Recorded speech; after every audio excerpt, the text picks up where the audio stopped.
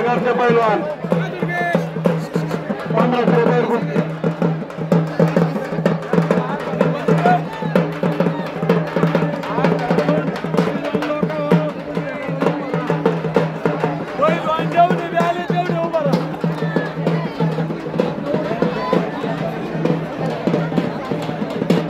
या ठिकाणी महाराष्ट्र राज्याचे माजी मंत्री आणि अहमदनगर जिल्हा सहकारी बँकेचे विद्यमान चेअरमन सन्माननीय शिवाजीराव खरगुले साहेब हे या ठिकाणी आखाड्याला भेट देण्यासाठी उपस्थित राहिलेले आहेत.